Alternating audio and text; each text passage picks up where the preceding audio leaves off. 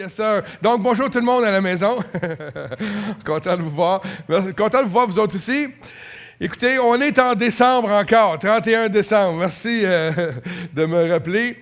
Écoutez, si je vous dis pas plus, mais plus de chocolat, plus de jeux vidéo, plus de chips, plus de tourtières, il y en a qui vont dire « Amen ».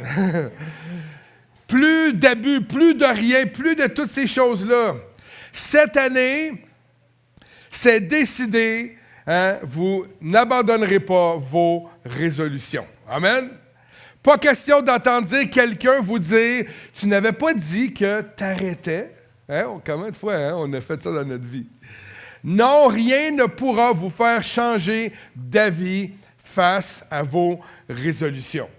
Sauf peut-être si la perspective de ne pas y arriver est là, si nos résolutions sont tellement grandes que ça se peut qu'on les abandonne en chemin. Et c'est souvent le cas de prendre une résolution qui n'a aucun sens, une résolution qui est inatteignable.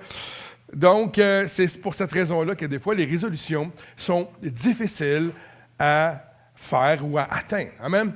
Donc, d'où viennent et quelles sont les origines des résolutions? Histoire d'eau, as-tu une réponse à ça? Moi, Histoire d'eau, j'étais certain que tu aurais une réponse à cela. D'où viennent les résolutions? Ça part de où, ces résolutions-là? Et j'ai fait des recherches sur l'origine des résolutions. Et là, je suis allé assez loin, merci, dans l'histoire de l'humanité pour trouver d'où viennent les résolutions. Il y a toutes sortes de fables rattachées aux résolutions, mais je pense avoir trouvé l'endroit d'où viennent vraiment les résolutions. Amen? Donc, contrairement à la pensée populaire commune, le mot « résolution », son essence, est à l'origine d'une désagrégation. Vous allez me dire, c'est quoi ça mange en hiver? Ça veut dire une dégradation. Donc, la résolution, c'est une dégradation, une désintégration, une désorganisation, une dissolution, une érosion. C'est bizarre, ça c'est son origine de la résolution. Du latin resolutio, je ne parle pas le latin, j'ai trouvé le mot.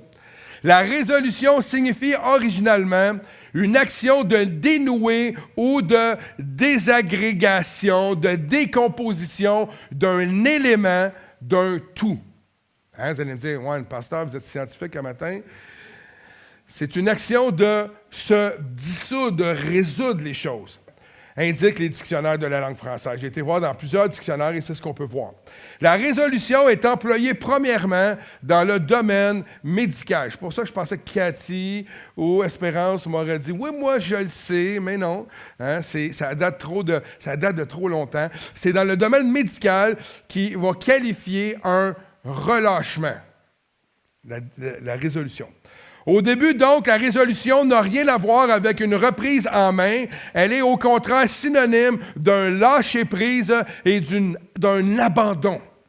Au 13e siècle, la résolution se veut être une dissolution, la réduction d'un corps étranger en ses éléments. Vous allez me dire, qu'est-ce que ça mange en hiver? Je vais continuer de vous l'expliquer. Concrètement, elle est une autre façon de qualifier un processus de décomposition. Un siècle plus tard, sa définition change du tout au tout, de désintégration. La résolution devient résurrection. Intéressant. On l'utilise pour expliquer le retour d'un organe qui est tuméfié, qui est brisé, qui est en train de mourir à un état normal. C'est dans le domaine médical. Une résurrection dans le domaine médical, c'est assez rare. C'est rare que dans le domaine médical, on voit quelque chose de positif. Ce n'est qu'à partir du 15e siècle que la résolution commence à prendre le sens qu'on lui connaît aujourd'hui. Son évolution se fait en parallèle avec le mot « résoudre ». En 1480, elle signifie ceci. C'est un fait de se déterminer, une décision que l'on prend. Résolution, selon différents dictionnaires, est une déclaration faite sur quelque chose qui se passe, on fait une déclaration, une résolution sur cette chose-là. Au 16e siècle, Le mot investit le vocabulaire du droit, hein, ça devient, on l'utilise plus dans le terme du droit, des avocats et tout ça. La résolution devient une déclaration faite sur quelque chose. Exemple, une annulation d'un contrat. Elle désigne aussi une certitude, une opinion générale reçue et par là donc une fermeté comme une certitude. 2 siècles plus tard, au 18e siècle, la résolution s'empare de la géographie et entre dans l'histoire. Elle s'expatrie en Hollande pour caractériser une ordonnance concernant la police. Quand je dis le mot police, Simon se tourne la tête. C'est une ordonnance concernant la police, le domaine politique et le commerce. Tandis qu'en France, durant la Révolution, elle s'emploie pour parler d'une proposition qui est votée à l'Assemblée législative. Depuis lors, la résolution caractérise l'action de prendre, après une réflexion, une décision. Elle s'utilise lorsque l'on souhaite résoudre une difficulté, résoudre un problème au niveau mathématique, par exemple, mais aussi au niveau de la logistique. La résolution est celle à qui on a fait appel dans le domaine du droit pour dissoudre un bail, un contrat en cas d'inexécution de ses conditions par l'une des parties. Donc, l'idée de prendre des résolutions n'est pas en soi quelque chose de mauvais. J'ai souvent entendu ça. Moi, je ne prends jamais de résolution en tant que chrétien parce que ce n'est pas de Dieu. Pourtant, ce n'est pas ça qui n'est pas de Dieu, je vais vous l'expliquer un peu plus tard. Mais souvent, c'est plutôt quelque chose de difficile à faire et c'est pour ça qu'on n'aime pas en prendre. Pourquoi? Parce que les hommes s'appuient sur leur propre volonté pour exécuter leur résolution. Amen? Leur propre capacité. Alors qu'en tant qu'enfants de Dieu, nous avons toute la puissance nécessaire par le Saint-Esprit pour être en mesure d'aller vers une résolution qu'on aurait prise, une décision qu'on aurait prise. Amen? Exemple, si quelqu'un dit « Je veux aller au collège biblique l'année prochaine », tu vas avoir besoin de l'appui de ton Seigneur, d'avoir la force du Saint-Esprit pour pouvoir tenir ferme et répondre à l'appel de Dieu dans ta vie. Amen? Ça fait partie de la game. Donc, on a tout en tant qu'enfant de Dieu pour pouvoir répondre aux résolutions ou aux choses qu'on met devant nous comme étant quelque chose en quoi on veut voir arriver, on veut voir se réaliser. J'aime l'idée que la résolution devienne une action de résurrection, de quelque chose qui peut être brisé en nous aussi. Qui souffre, quelqu'un qui souffre et qui a besoin de Christ pour être restauré, d'amener quelque chose à la résurrection. Ça peut être un rêve, ça peut être un désir depuis longtemps dans notre cœur qui peut être restauré. J'aime l'idée qu'en s'appuyant sur Dieu, tout ce que nous avons en nous, dans notre cœur, dans nos pensées, nos rêves les plus chers, nos bobos, nos blessures, peut être restauré avec Dieu. Ça, j'aime ça. C'est ça que j'aime. Et quand je parle de résolution, parce que moi non plus, je ne prends jamais des résolutions, j'ai peur de ne pas tenir ma promesse, donc j'en prends jamais. Mais quand j'ai commencé à lire sur les résolutions, je me suis dit, il y a quelque chose qui peut être efficace dans les résolutions, de s'engager devant Dieu à dire, je vais mettre ma confiance en toi par rapport à telle chose dans ma vie. Et c'est là-dessus qu'on va aller aujourd'hui. Donc, le titre du message aujourd'hui, c'est « L'éternelle résolution ». L'éternelle résolution. Et on va tourner ensemble dans le livre, l'Épître aux Hébreux ce matin, au chapitre 6, versets 16 à 20, qui dit ceci. « Or, les hommes jurent par celui qui est plus grand qu'eux, et le serment est une garantie qui met fin à tout leurs différends. » Hein, souvent, les hommes, c'est par leur parole, par ils vont jurer quelque chose par quelqu'un, on va dire. T'sais. C'est pourquoi, au verset 17, c'est pourquoi Dieu, voulant montrer avec plus d'évidence aux héritiers de la promesse l'immutabilité. Est-ce quelqu'un qui sait c'est quoi? L'immutabilité de sa résolution intervient par un serment. afin que par deux choses immuables dans lesquelles il est impossible que Dieu mente, nous trouvions, nous ici, un puissant encouragement dont le seul refuge a été de saisir l'espérance qui nous a été proposée. Wow!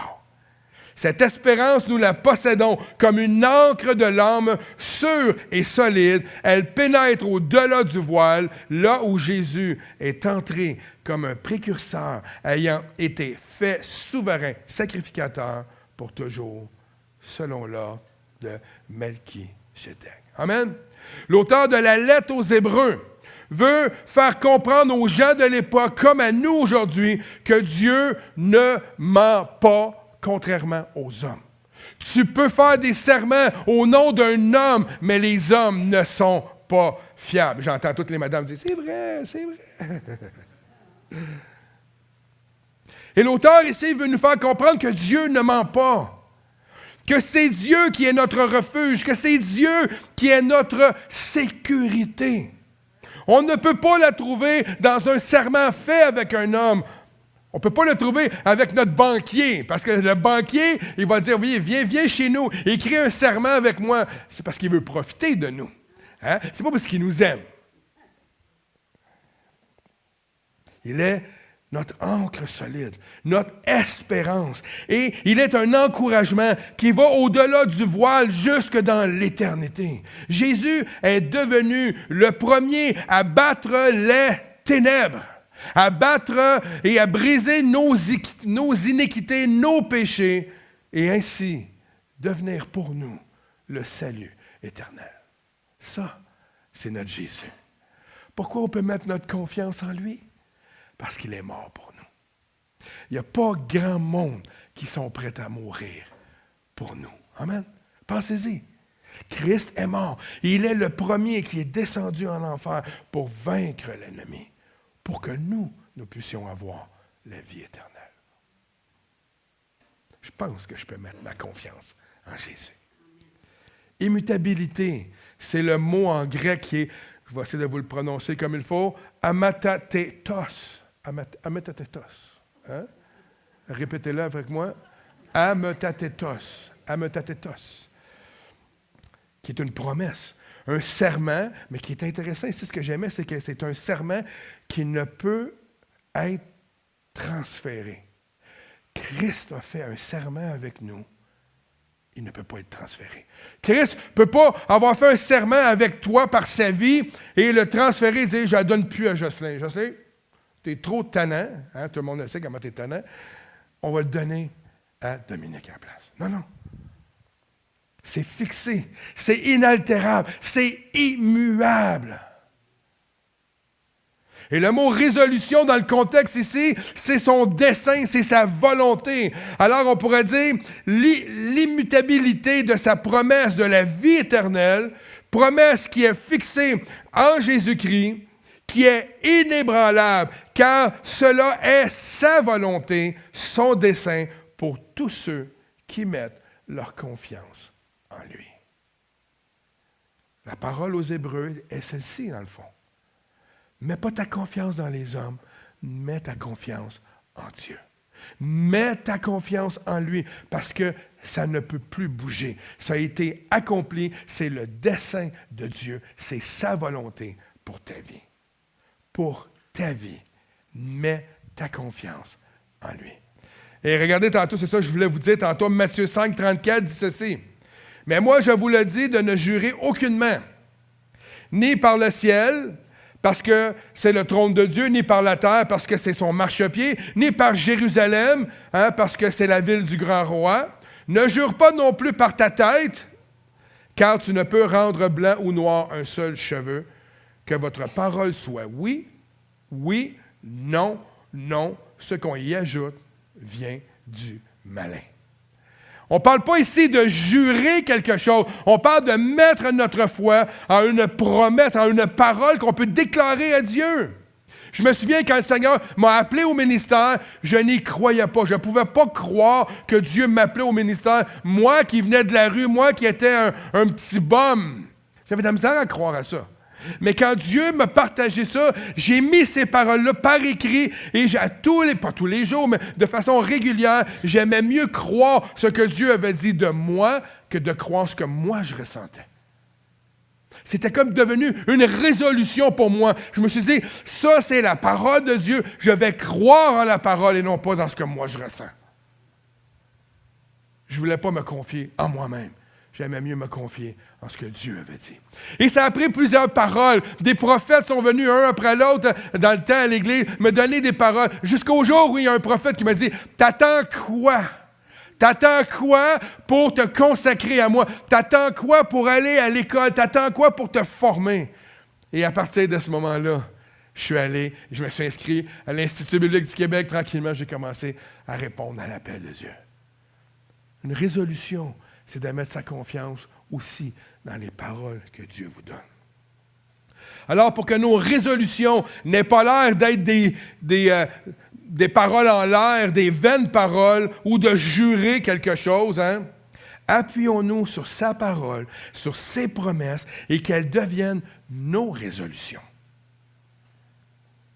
nos prières, nos encouragements, nos méditations, afin qu'elles s'enracinent en nous et que nous puissions avoir ces mots-là dans nous comme étant les désirs de notre cœur.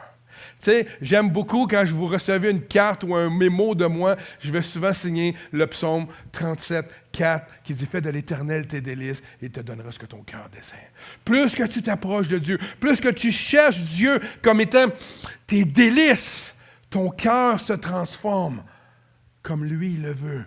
Et à un moment donné, tes désirs deviennent ses désirs et se réalisent. Donc, c'est de manifester la parole dans nos actions, d'y croire et que ça devienne nos paroles. Ces paroles deviennent nos paroles. Que cette manière de vivre-là qui nous est enseignée dans les Écritures devienne notre façon de vivre à tous les jours. C'est ça, la parole de Dieu. Ne soyons pas comme les gens de ce monde qui s'appuient sur des rituels ou sur la capacité des hommes, mais appuyons-nous seulement et uniquement sur notre Dieu. Amen. Alors, voici des paroles sur lesquelles nous devons nous appuyer ce matin. Il y en a, écoutez, la Bible, là, j'aurais pu prendre toute l'avant-midi pour vous citer le 3/4 des Écritures. Mais j'ai choisi quelques textes et j'en ai fait des résolutions. Et vous allez voir où est-ce que je m'en vais. Donc, dans Ésaïe 41:10, ça dit ceci. « N'aie pas peur. » Et on vit dans un monde de peur et de crainte autour de nous, right? On entend tout le temps ça autour de nous. Les gens ont peur, les gens ont de la crainte, les gens... N'aie pas peur car je suis moi-même avec toi.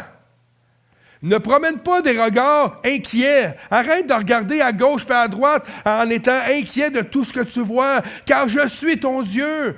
Je te fortifie. Il est celui qui nous fortifie. Je viens à ton secours. Ton frère peut t'aider, ta sœur peut t'aider, mais celui qui secourt derrière tout ça, c'est Dieu. Dieu est ton secours. Je te soutiens par ma main droite, la main de la justice. Donc, résolution numéro 1. Vous pouvez la noter si vous voulez. Que 2024, tu n'aies plus aucune peur, aucune crainte en toi, car tu te promèneras pas, parce que tu ne promèneras pas tes regards inquiets sur ce que le monde offre autour de toi. Mais tu garderas tes yeux sur ton Dieu, car il est celui qui te fortifie, celui qui vient à ton secours, celui qui te soutient. Que notre première résolution, ça soit cela. Il est celui qui nous soutient. Il est celui qui prend soin de nous. On le chante tout le temps, vivons-le. Arrêtons de promener nos regards inquiets. Promenons notre regard là. Gardons notre regard sur Dieu. Il est notre secours. Deuxième texte biblique, Jérémie 29:11, qui dit ceci, on le connaît tous le texte. En effet, moi, je connais les projets que je forme pour vous. Dieu connaît nos projets. Pour vous, déclare l'Éternel. Projet de quoi? De paix. et non de malheur, afin de vous donner un avenir et de l'espérance. Donc, la résolution numéro 2, que 2024 soit une année remplie de ses projets. De ses projets à lui. Amen? Des projets de paix et non de malheur. C'est ce que la Bible nous enseigne. Il nous accordera une année remplie d'espérance. Tout ce qui est le contraire de tout cela, pour moi, n'est pas de Dieu. Ce qui vient dans vos vies, qui est malheur, ce qui vient dans vos vies, qui n'est pas ce qui est écrit là, cela ne vient pas de Dieu. Alors, qu'est-ce qu'on peut faire avec ces choses-là? On ne les accepte pas, tout simplement. On renonce à ces choses-là dans le nom puissant de Jésus-Christ. On n'accepte pas les choses qui ne sont pas remplies de paix. On ne les accepte pas, tout simplement. 2024 pourrait être une année tellement plus glorieuse si on rejette quand l'ennemi vient nous proposer des choses. De façon régulière, dans ma vie chrétienne, depuis plus de 30 ans, j'ai dû rejeter des choses avec autorité. Je lisais dernièrement, pouvons-nous prier sur nous-mêmes pour de la délivrance? Pouvons-nous prier sur nous-mêmes? Oui, on peut tout par Jésus-Christ. On peut prendre autorité dans nos vies. On n'a pas besoin du pasteur le dimanche pour prier pour vous. Vous pouvez, là où vous êtes, quand l'ennemi vous attaque, prendre autorité et dire « Je te rejette dans le nom de Jésus. Arrière de moi. » Acceptez pas les projets de malheur. Et je vais être encore plus radical. Des fois, ça peut arriver, que ça peut être même par l'entremise d'un frère ou d'une sœur, sans que personne s'en aperçoive. Il arrive quelque chose qui n'est pas sain, qui n'est pas bien. Refusez-le. On n'est pas obligé de recevoir les projets de malheur. Et ça peut aller beaucoup plus loin que des projets. Ça peut être des paroles. Refusez les paroles. Refusez le murmure. Refusez les paroles de malédiction. Ça m'est déjà arrivé, moi, de dire à des gens, excuse-moi, tes paroles, je les veux pas. Tu sais, c'était comme c'était bien pas bon pour ma vie. J'y refuse. On n'est pas obligé d'accepter le malheur. La vie sur terre est déjà assez difficile. Hein? On n'a pas besoin de rien d'autre. L'autre texte qu'on va regarder ensemble, Isaïe 40, au verset 31. « Mais ceux qui comptent sur l'Éternel renouvellent quoi? Leur force. Ils prennent leur envol comme les aigles. Ils courent sans s'épuiser. Ils marchent sans se fatiguer. » Ça, c'est le verset biblique des golfeurs chrétiens. Résolution numéro 3. Que 2024 soit une année pour ceux qui s'appuient uniquement en l'Éternel, une année où vos forces seront renouvelées. Et que vous survolerez les choses de la vie sans vous épuiser et sans vous fatiguer. On est dans cette ère-là de l'épuisement, du fatigué tout le temps. Vous parlez avec tout le monde, je m'inclus dedans. Combien de fois les gens viennent me voir, comment ça va? Fatigué. On est tout le temps fatigué. On est tout le temps épuisé. Pourtant, la réalité, c'est qu'on a un appui. On a quelqu'un qui peut nous remplir de sa toute-puissance, de sa force. Vous savez quoi? On parlait tantôt de passer du temps dans sa présence. Plus qu'on passe de temps dans sa présence, plus nous sommes ressourcés physiquement. Pourquoi le jeûne et prière, à tous les années qu'on fait un jeûne et prière, les gens sont en feu? Sérieusement, on est complètement transformés pendant le jeûne et prière. Pourquoi? Tout simplement parce qu'on décide de mettre du temps à part pour se consacrer à Dieu.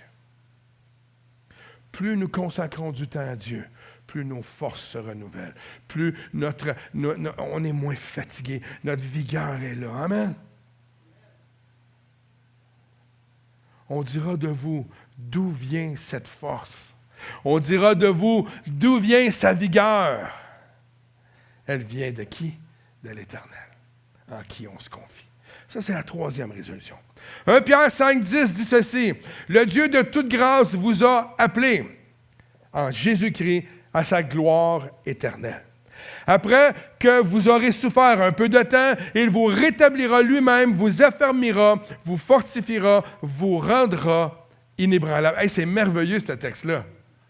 C'est merveilleux. Il vous rétablira lui-même, il vous affermira, vous fortifiera et vous rendra inébranlable.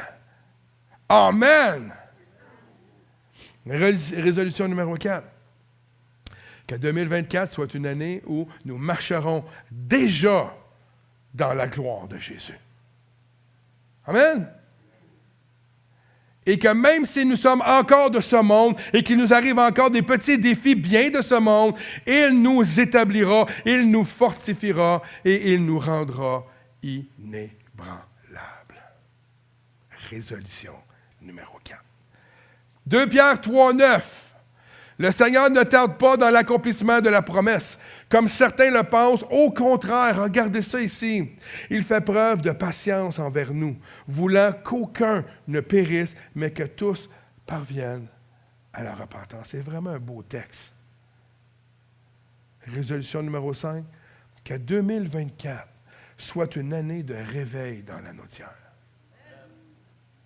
Car Dieu, vous savez quoi? Il fait preuve d'amour et de miséricorde envers ceux qui doivent parvenir à la repentance. La raison que Dieu ne revient pas tout de suite, immédiatement, chercher son Église, c'est parce qu'il aime le monde qui ne le connaissent pas.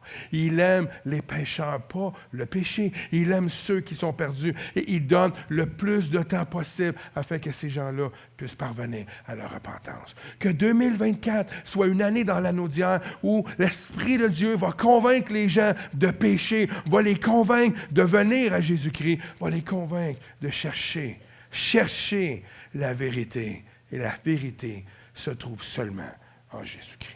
Amen.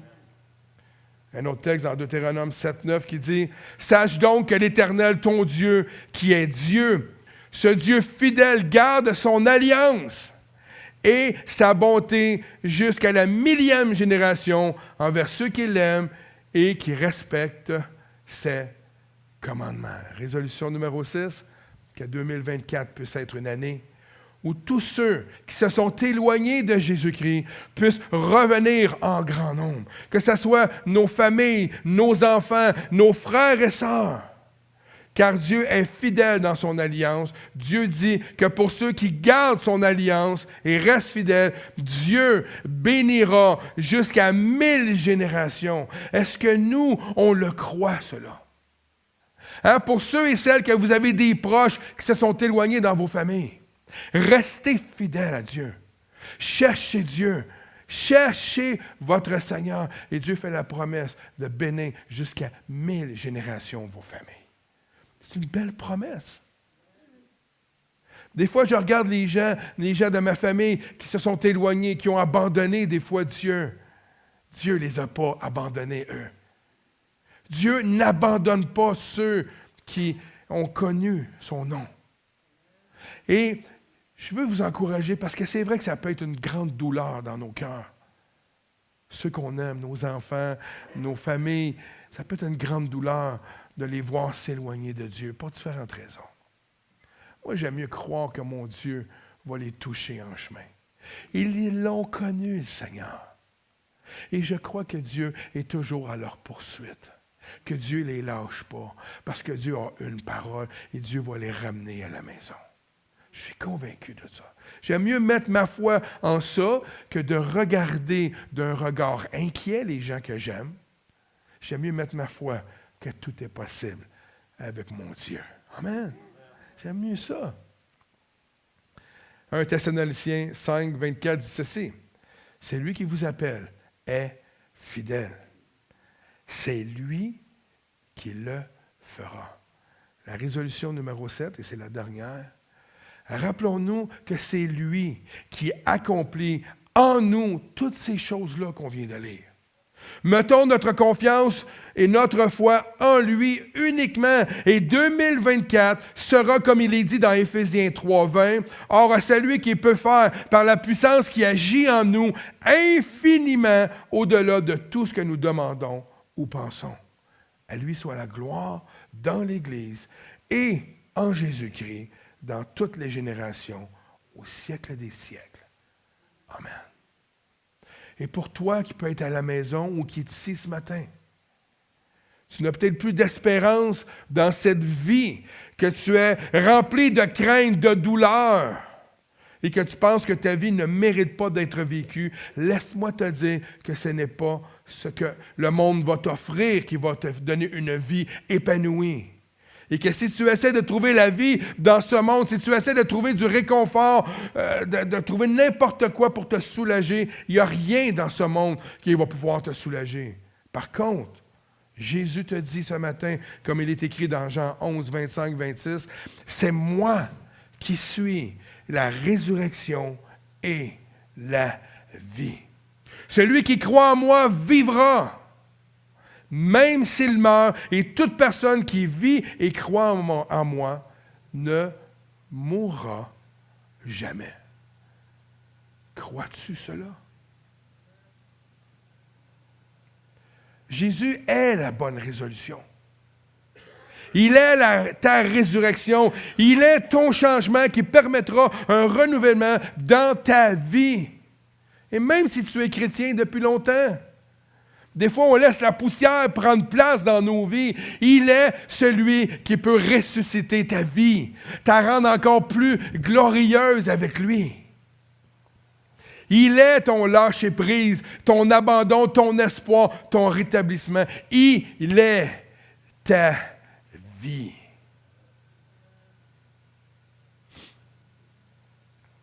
Ici, à l'Église, nous avons un slogan pour ceux qu'on participe à l'Église.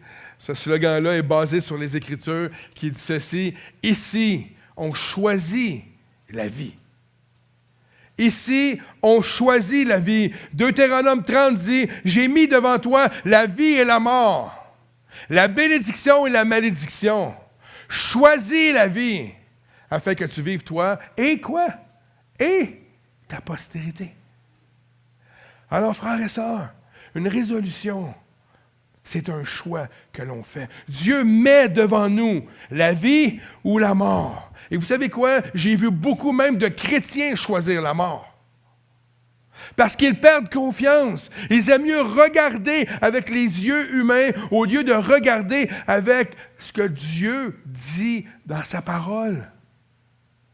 Et si on regarde avec nos yeux, moi je suis tellement des fois mélancolique, défaitiste des fois, si je regarde avec mes yeux, ça ne va pas bien aller. Ma vie va être misérable. Mais si je regarde avec les yeux du Seigneur, ça change tout. Tout change. Tout change.